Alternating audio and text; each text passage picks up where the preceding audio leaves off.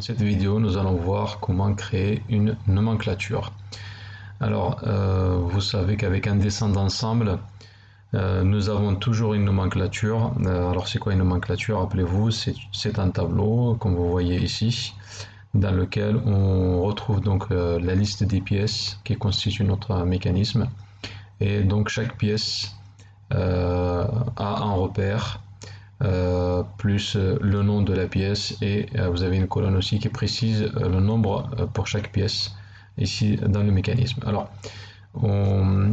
après avoir fait l'assemblage de ce système-là poussoir, eh bien, on va essayer de faire sa nomenclature. D'accord? Donc, tout d'abord, on va essayer de générer la numérotation, c'est-à-dire qu'on va attribuer un numéro à chaque pièce.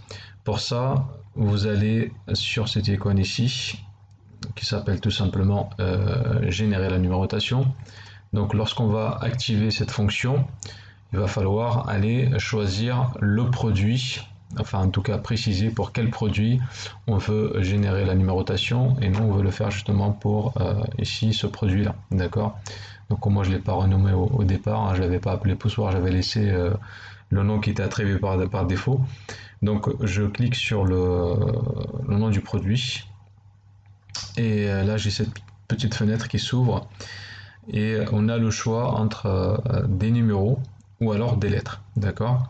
Donc pour chaque pièce, est-ce qu'on veut la représenter ou la repérer par un chiffre ou par une lettre, d'accord. Donc on va choisir plutôt les chiffres ici, et on va mettre OK, d'accord. Donc là normalement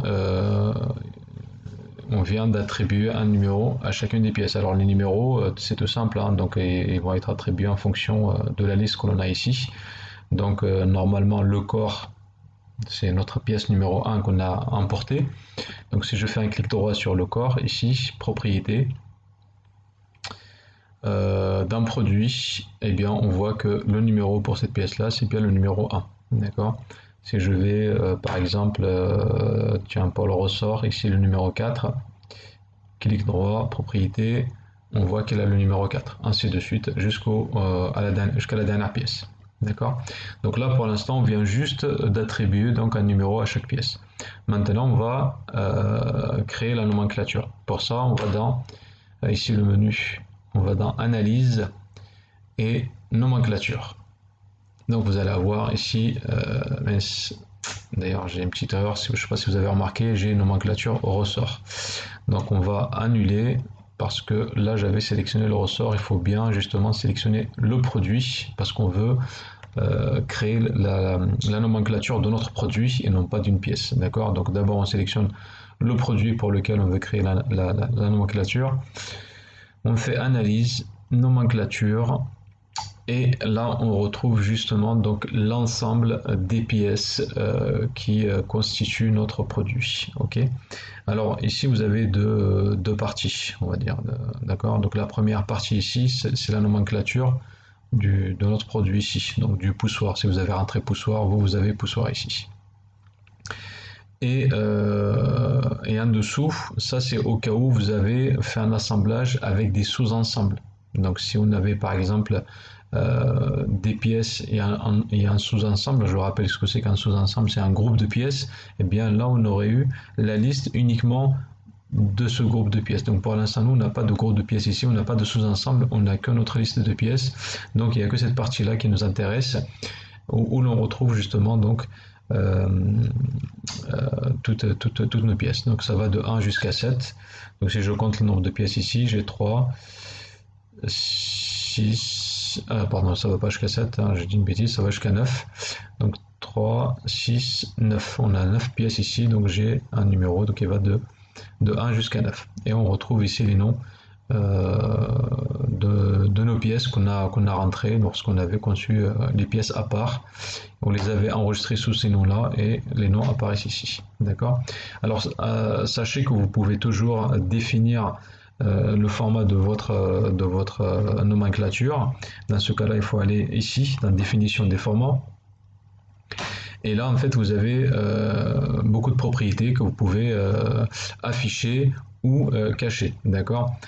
Généralement, qu'est-ce qu'on retrouve sur une nomenclature? On a donc le repère de la pièce, le nombre. Là, vous voyez, par exemple, la pièce numéro 1, ben, elle y est qu'une fois, la pièce numéro 6, elle y est qu'une fois, ainsi de suite. Parfois, vous avez des pièces qui sont présentes où il y a un nombre supérieur à 1. D'accord. Ensuite, la troisième colonne, on a la désignation, ou la référence de la pièce, matière, etc. Donc, on peut mettre autant de colonnes que l'on veut. D'accord. Donc, ici, on va.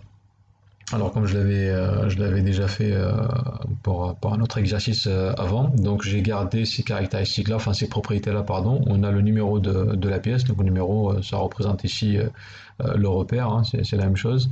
Le repère, la quantité c'est le nombre, ici pour la deuxième colonne, the name, donc c'est le nom ou la référence.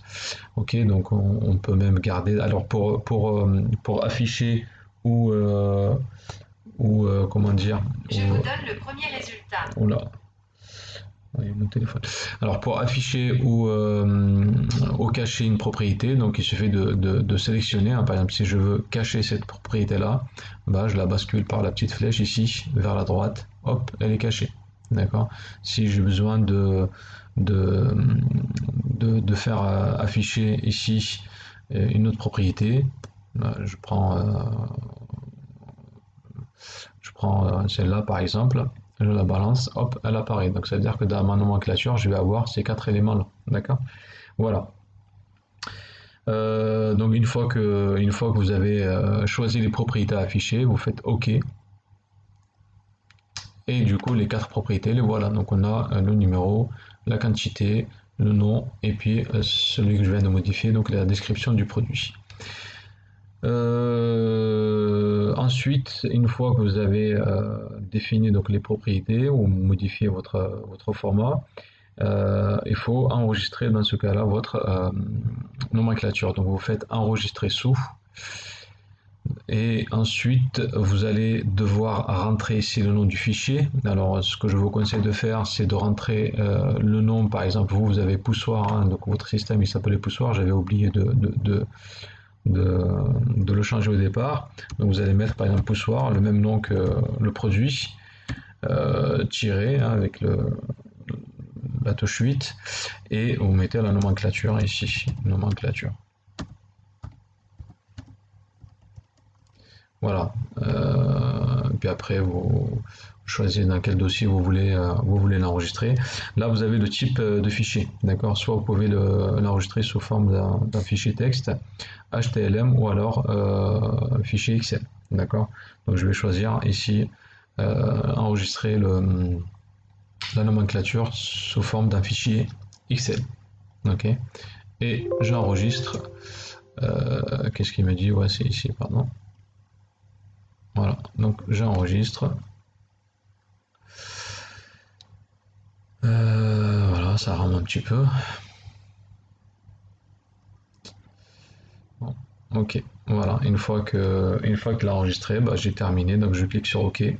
Et la nomenclature est réalisée normalement. Donc si je vais voir sur